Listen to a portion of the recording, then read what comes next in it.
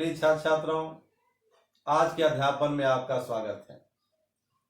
आज मैं आपको पाठ 11 पढ़ाने जा रहा हूं। इसका शीर्षक है अद्भुत वीर। इसके कवि रामधारी सिंह दिनकर जी हैं और यह विधा खंड काव्य है, यानी खंड काव्य का अंश यहाँ उद्धृत है। अपने युग के प्रखरतम कवि, प्रभावशाली गद्य लेखक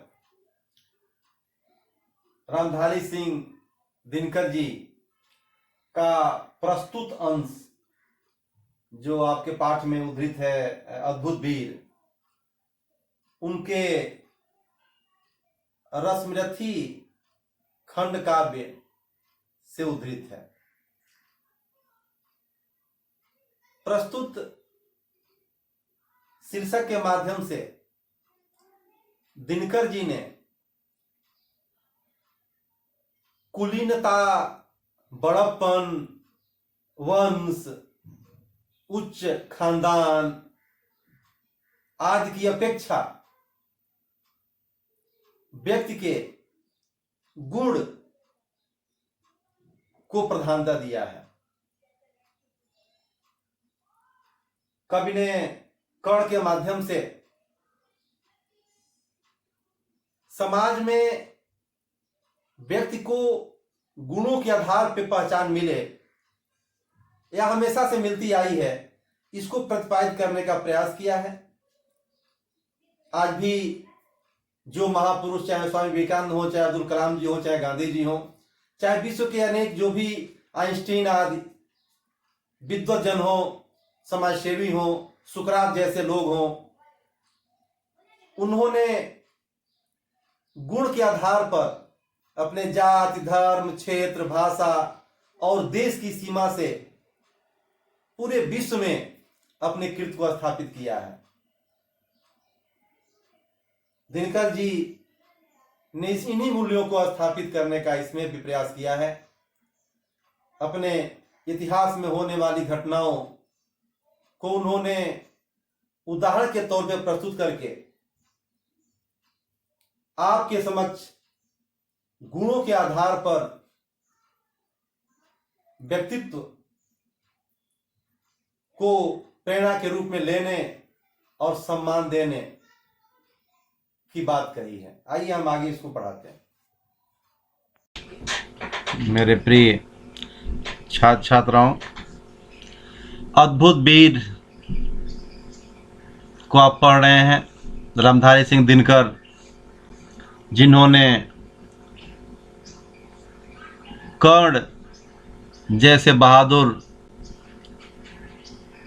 पुरुष, दानवीर, जगत विख्यात शौर्यशील के माध्यम से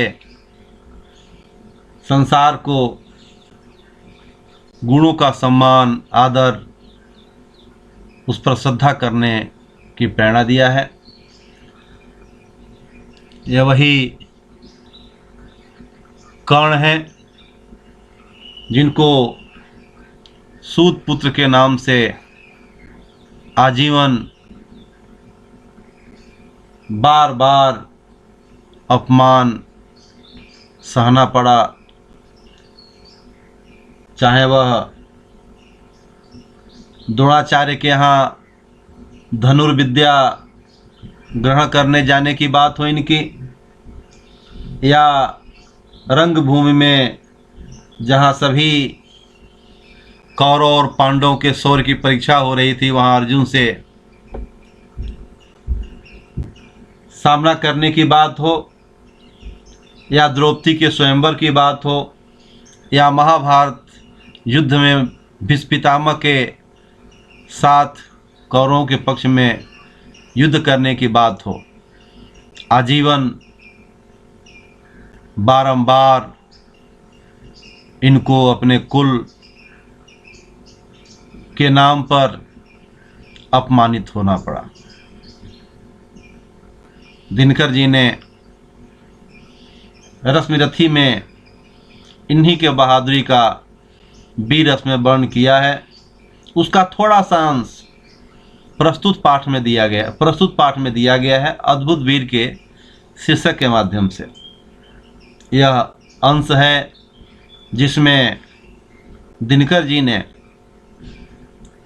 उसी रंगभूमि के दृश्य को आपके सामने प्रस्तुत किया है जब अर्जुन की चारों तरफ वाहवाही हो रही थी और उसके पहले द्रोणाचार्य के नकारने पर बहुत दूर अपने सतत प्रयास परिश्रम से अपार शक्ति विद्या अर्जित करके कर्ण उस सभा भवन में गया और अर्जुन के धनुर्विद्या की वाहवाही देख निकल करके चुनौती दे बैठा।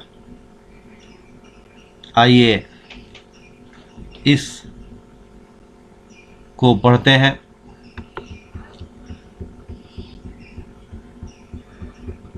दानवीर कर्ण वही यशस्वी सूर दानवीर जिसने अपने प्राणों की भी चिंता न कर अपना सब कुछ दान में अर्पित कर दिया। जय हो जग में जहाँ भी नमन पुनीत अनल को। कवि ने कहा है कि जय हो अर्थात जयकार हो जग में संसार में जहाँ भी नमन उसको वंदन है नमन है प्रणाम है पुनीत पवित्र अनल आग। यहाँ ध्यान दीजिएगा अनल अग्नि को कहते हैं और अनिल हवा को कहते हैं। बहुत सूक्ष्म अंतर है अनल अनिल में।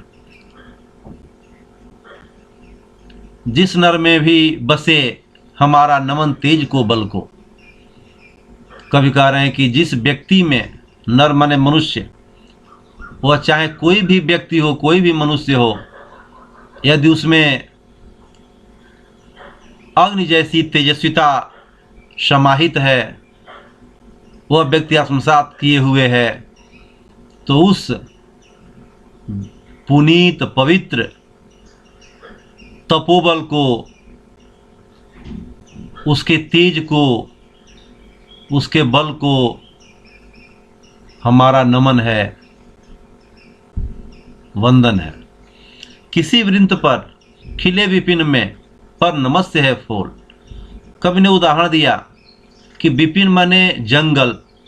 किस जंगल के किसी भी वृक्ष के डंठल पर फूल खिला हो अपनी महत्ता के कारण वह पूज्य है नमस्कार योग्य है। सुधि खोजते नहीं गुणों का आदि शक्ति का मूल। सुधि जो शुद्ध बुद्ध रखने वाले लोग हैं जो बुद्धिमान लोग हैं जो सज्जन लोग हैं जो विद्वान लोग हैं वह कभी भी गुणवान और शक्तिमान व्यक्ति के आदि को मूल को नहीं ढूंढते। वह उन्हें उनके गुणों का आदर करते हैं सम्मान करते हैं नमन करते हैं वंदन करते हैं। आदि और मूल से मतलब उसके उत्पत्ति स्थल से है। उसका उद्भव किस कुल किस जाति किस धर्म किस क्षेत्र किस देश किस स्थान में हुआ वह बुद्धिमान लोग नहीं ढूंढते। उसके गुणों को देख करके उनका मान सम्मान और आदर करते हैं। कवि ने कहा कि संसार में जहाँ भी पवित्र तेजस्विता है चाहे वह किसी भी व्यक्ति में है उसके बल और उसके तेज को नमन करना चाहिए। ठीक उसी प्रकार जैसे फूल जंगल के किसी भी झाड़ी के टहनी पर क्यों न खिला हो वह जिस प्रकार श्रद्धा का पात्र है जिस प्रकार प्रणाम योग्य है जिस प्रकार आदरणीय है उसी प्रकार ऐसा व्यक्ति भी पुनीत व्यक्ति भी है। विद्वानगण कभी भी ऐसे व्यक्तित्व को गुणों से युक्त व्यक्ति के आदि को उस शक्तिपुंज के मूल को, उद्भव स्थली को नहीं ढूंढते, उसके गुण के आधार पर उसका अभिनंदन, स्वागत, नमन, वंदन करते हैं। ऊंच नीच का भेद न माने वही श्रेष्ठ ज्ञानी है। दिनकर ने परिभाषित किया कि श्रेष्ठ माने सबसे बड़ा ज्ञानी व्यक्ति वही है जो ऊंच नीच का भेद नहीं मानता, अर्थात कौन ऊंचा है कौन नीचा है, जो यह भेद कदापि नहीं मानता वही व्यक्ति सबसे बड़ा ज्ञानी है। दया धर्म जिसमें हो सबसे वही पूज्य प्राणी है, और सबसे पूजनीय, सबसे प्रार्थनीय प्राणी व्यक्ति वह है जिसमें दया, करुणा, धर्म हो। धारयत इति धर्म, अर्थात जो कर्मवीर है, जो अच्छे सदाचरण जिनके हैं, जो दीनहीन, गरीब, निरीह को देख मनसा वाचा कर्मणा उसकी मत करता है, ऐसे इससे बड़ा पूज्य प्राणी संसार में कोई नहीं है। क्षत्रिय वही है, क्षत्रिय वही भरी हो जिसमें निर्भयता की आग, निर्भयता अर्थात निडरता, रंच मात्र भी जिसमें डर न हो, ऐसे व्यक्ति ही क्षत्रिय कहलाने का पात्र है। और सबसे श्रेष्ठ ब्राह्मण वही है जो साधना और त्याग की प्रतिमूर्ति है, तपस्या और त्याग की प्रतिमूर्ति है। तेजस्वी सम्मान खोजते नहीं गोत्र बतला के।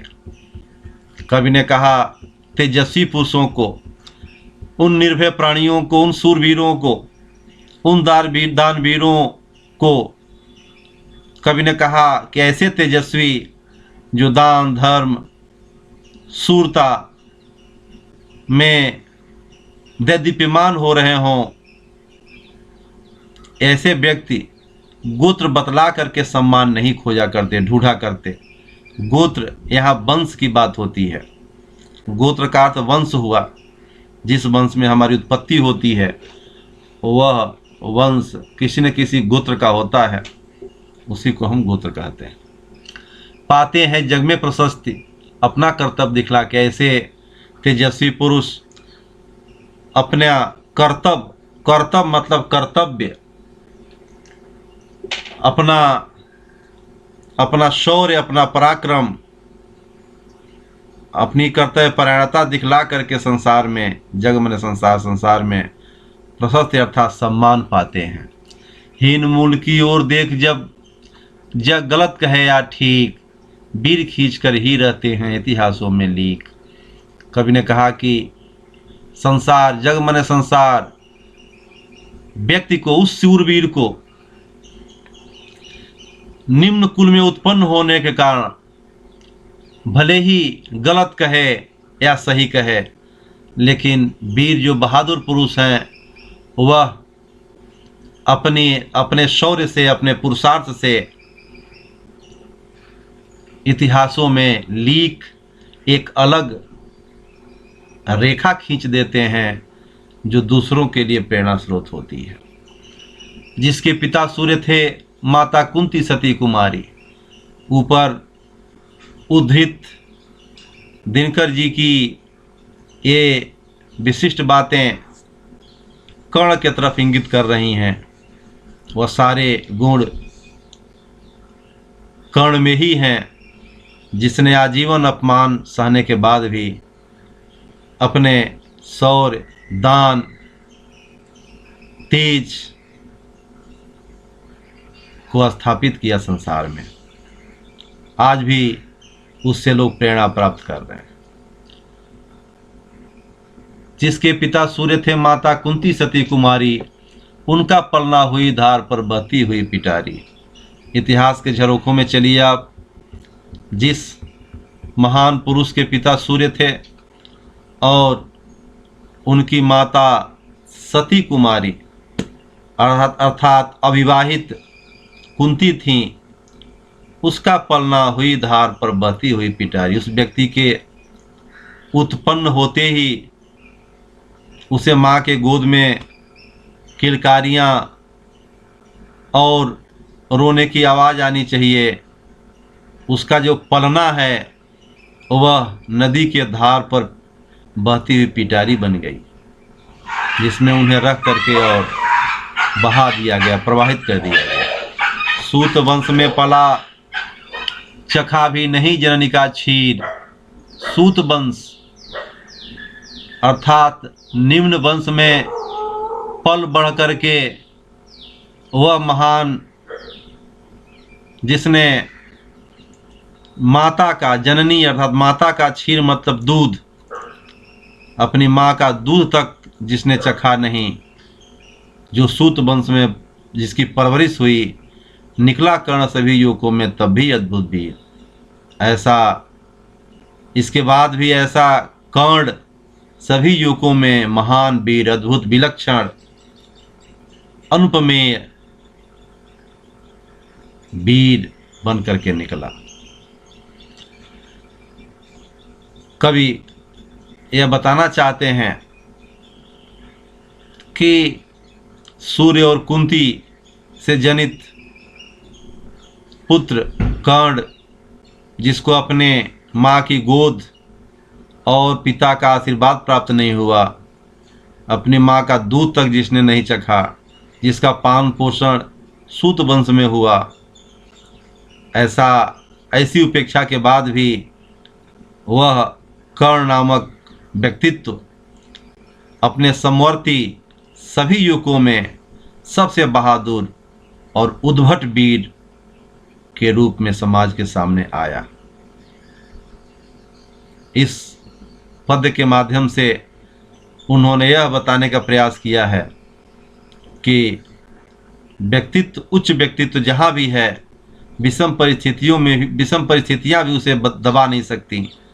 वह अपने गुणवत्ता के बल पर सबके समक्ष अपनी महानता को स्थापित ही करता है। तन से समर शूर, मन से भावुक, स्वभाव से दानी, ऐसा कर्ण किस व्यक्तित्व का था, दिनकर जी ने यहाँ प्रस्तुत किया है। वह व्यक्ति तन से समर शूर, तन माने शरीर, शरीर से महान वीर, सूर माने वीर, समर माने युद्ध भूमि का वीर, मन से भावुक और मन से बहुत ही भावुक,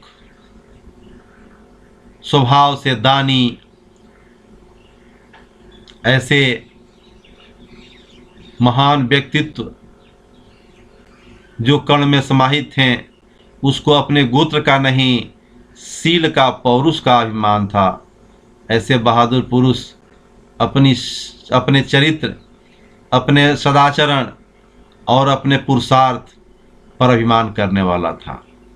ज्ञान, ध्यान, शस्त्रास्त्र का कर सम्यक अभ्यास, वह ज्ञान ध्यान अर्जित करके, शस्त्र अस्त्र का संपूर्ण अभ्यास करके, संपूर्ण रूप से अभ्यास करके अपने गुण का कर्ण ने स्वयं ही अपने आप सुविकास अर्थात विकास किया। कवि इस पदखंड के माध्यम से यह बताना चाहते हैं कि ऐसा कर्ण नामक व्यक्तित्व स्वयं अपने ही बलबूते पर अपने गुणों का विकास किया और सर्वांग रूप से किया।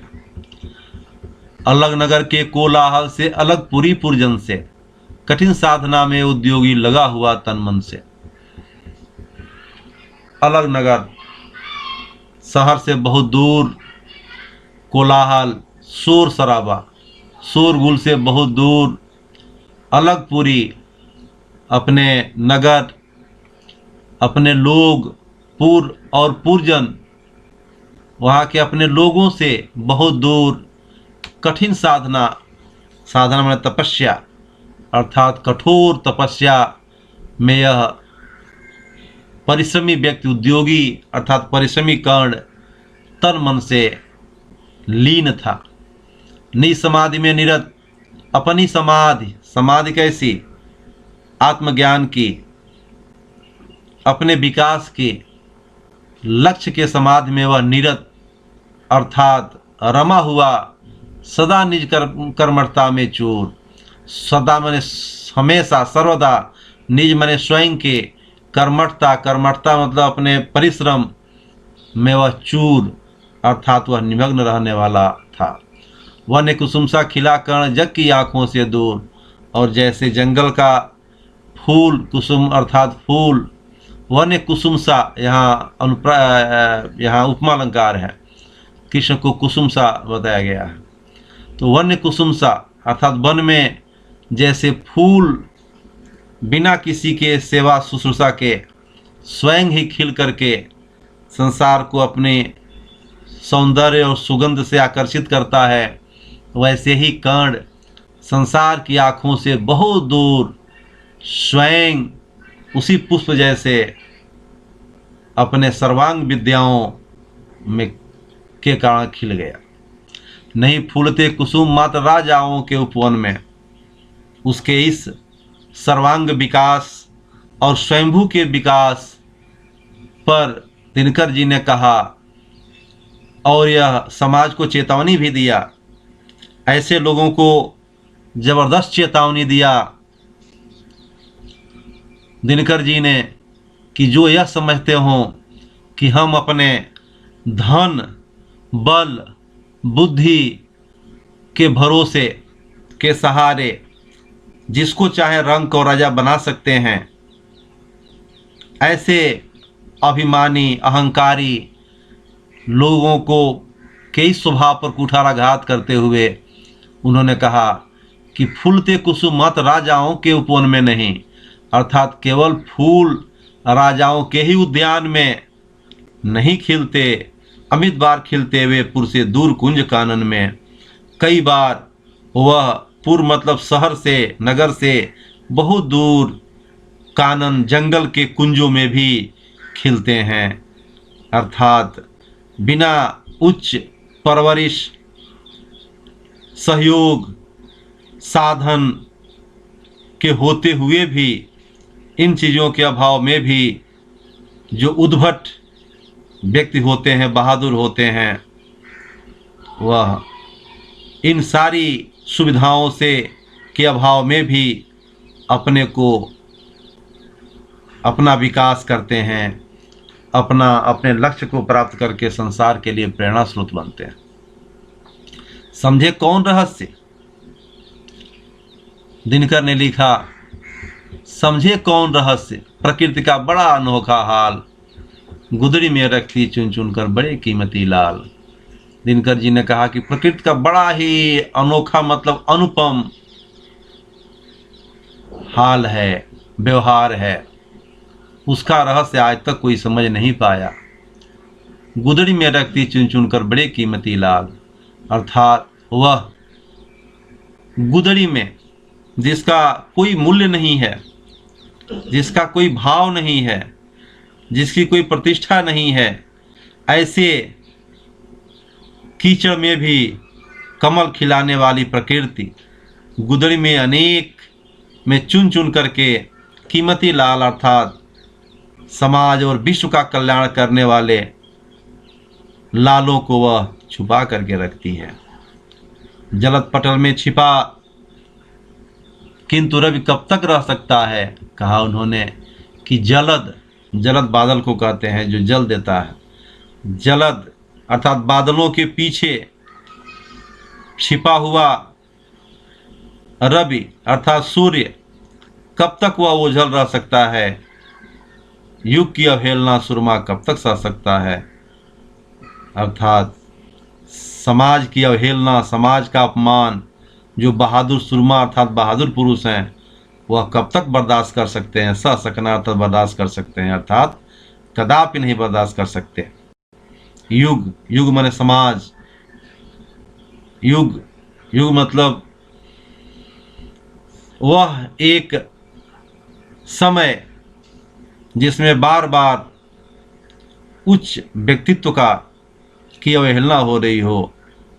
पाकर समय एक दिन आखिर उठी जवानी जाग, समय एक दिन आया और उस सुअवसर को प्राप्त करते ही उस बहादुर पुरुष की जवानी सबके सम्मुख प्रत्यक्ष हुई।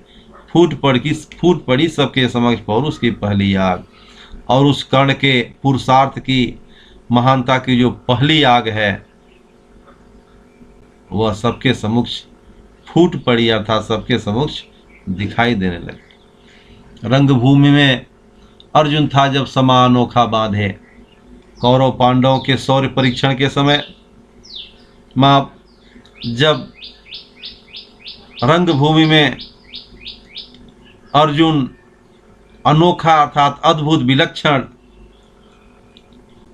अपनी बहादुरी का डंका बजाए हुए था, बढ़ा भीड़ भीतर से सहसा कर्ण सरासन साधे। उसी समय भीड़ से दर्शक दीर्घा से सहसा अचानक कर्ण सरासन अर्थात धनुष बाण को अपने हाथ में संधान किए आगे बढ़ा, कहता हुआ तालियों से क्या रहा गरों में फूल। यह कहता हुआ आगे बढ़ा कि हे अर्जुन, तुम तालियों से गर्व से फूल रहा है, तेरा सुयश अभी क्षण में होता है धूल। तुम हमसे आओ और मुकाबला करो, मैं तुम्हारा जो यह थोथा सुयश चतुर्दिक फैल रहा है उसको एक क्षण में धूल में मिला देता हूं। प्रस्तुत अंतिम पद पंक्ति के माध्यम से दिनकर जी ने यह कहा है, उसका यह भाव है कि रंगभूमि में समा बांधे जब अर्जुन की कीर्ति की पताका चतुर्दिक फहर रही थी, तालियां बज रही थीं, उसी मध्य दर्शक दीर्घा से कर्ण धनुष बाण का संधान किए, चुनौती दिया अर्जुन को और कहा कि जो तुम गर्व में मस्त हुए हो, अभी अपनी बहादुरी से मैं तुम्हारे इस सुयश को धूल में मिला दूंगा। मेरे प्रिय छात्र छात्राओं, प्रस्तुत पद्य खंड द्वारा कवि दिनकर जी ने ऐतिहासिक पात्र दानवीर कर्ण के माध्यम से उत्तम कुल गोत्र में उत्पन्न शील कर्तव्यहीन व्यक्ति की अपेक्षा तेजवान शूरवीर शील संस्कार दया धर्म की भावना से युक्त उच्च व्यक्तित्व वाले व्यक्ति को जाति धर्म क्षेत्र भाषा से ऊपर उठकर उसका मान सम्मान करने की प्रेरणा दिया। आइए हम इसके कृति को देखते हैं। यह रश्मिरथी से लिया गया है।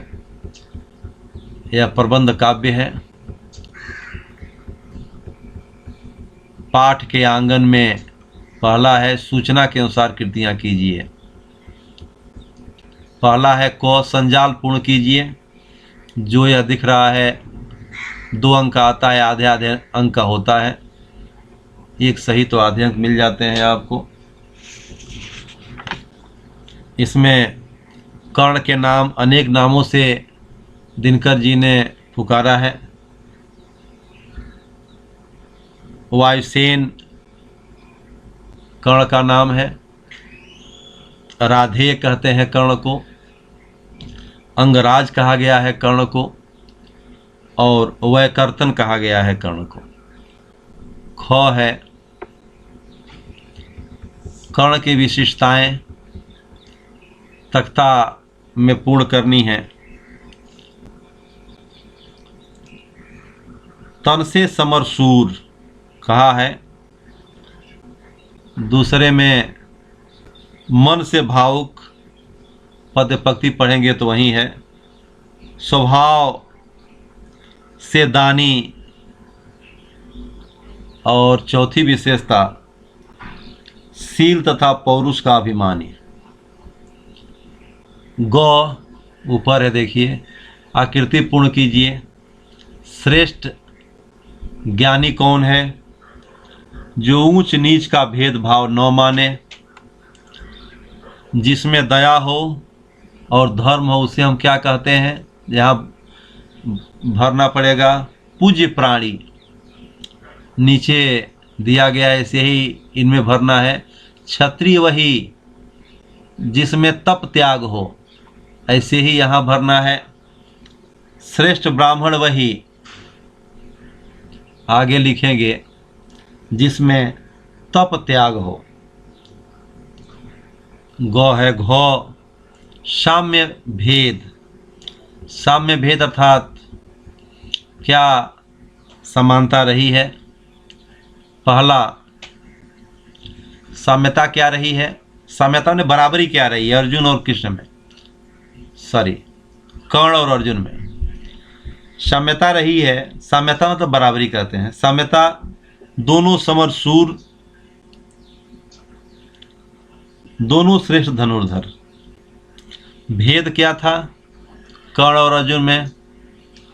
पहला, सूत पुत्र युद्ध कौशल स्वयं सीखा और राजपुत्र युद्ध कौशल द्रोणाचार्य से सीखा।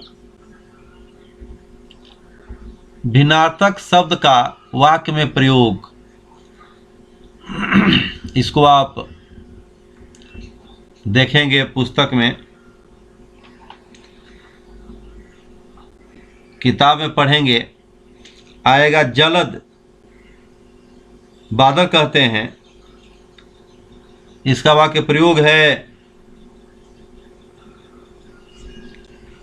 वर्तमान समय में आकाश में जलद छाए रहते हैं। कपूर, जलद का अर्थ कपूर होता है। देवताओं की आरती में जलद का उपयोग किया जाता है। वैसे ही फूल है, फूल को भी फूल पुष्प पूजा करते हैं पुजारी, देवताओं के चरणों में फूल चढ़ाते हैं। और फूल मैंने प्रसन्न होना, यश प्राप्त होने पर भी हमें गर्व से फूलना नहीं चाहिए।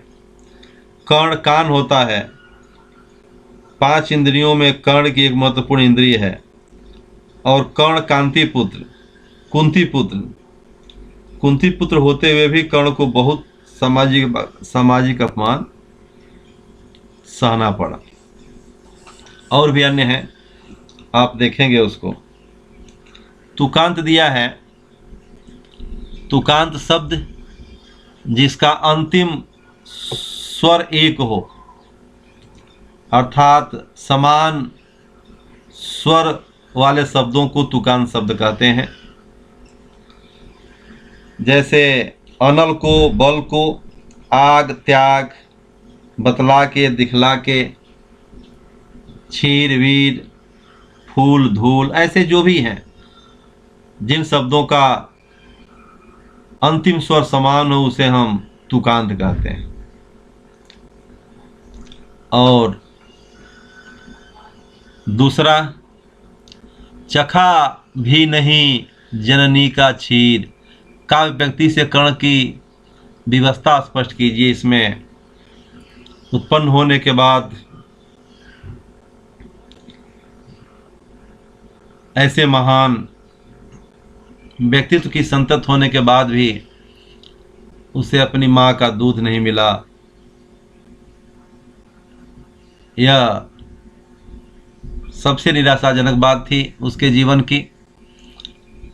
इस काव्य पंक्ति से कर्ण की जो व्यवस्था है उसे स्पष्ट करना है और कविता में प्रयुक्त विराम चिन्हों के नाम लिखकर उनका अर्थपूर्ण वाक्य में प्रयोग करना। अर्थात जो भी वाक्य रहेगा उसमें उनका उपयोग करके आप वाक्य बनाएंगे। तो उसमें अल्प विराम, इकारा, अवतरण चिन्ह, विभाजक चिन्ह, पूर्ण विराम, प्रश्नवाचक चिन्ह, उद्धरण चिन्ह जिन्हें दोहरा अवतरण चिन्ह कहते हैं, विस्मयादिबोधक चिन्ह आदि, इनका प्रयोग अधिक हुआ है। इसमें ध्यान दीजिएगा। रामधारी सिंह दिनकर में दिनकर उपनाम है। हमेशा उपनाम इकारा अवतरण चिन्ह में लिखा जाता है, और एक ही बात जब कई बार कही जाए तो वहाँ अल्पविराम रहता है। कविता, कहानी, नाटक। आजकल में विभाजक चिन्ह लगाया जाता है, इसको हम संयोजक चिन्ह कहते हैं। सुख दुख में भी संयोजक चिन्ह रहता है। जब और वाक्य के अंत में आज्ञार्थक और विधानार्थक वाक्यों के अंत में पूर्ण विराम चिन्ह होता है। प्रश्नवाचक चिन्ह प्रश्न सूचक वाक्यों के अंत में होता है। और जब कोई व्यक्ति कोई बात कहता है तो उसकी कही हुई बातों को दोहरा अवतरण चिन्ह में लिखते हैं। दोहरा अवतरण चिन्ह कही हुई बातों के पहले उस मूल वाक्य को अल्प विराम से अलग करते हैं। और जब कोई विस्मय सूचक वाक्य होता है तो उसके अंत में विस्मयादि बोधक चिन्ह लगाया जाता है। और ऐसे सूचक शब्दों के आगे भी के बाद में भी विस्मयादि बोधक चिन्ह लगाया जाता है। तो यह आपकी पाठावली रही आज की। आज इसको आप पढ़िए, समझिए, और इसका भी आप पद विश्लेषण लिखेंगे। धन्यवाद।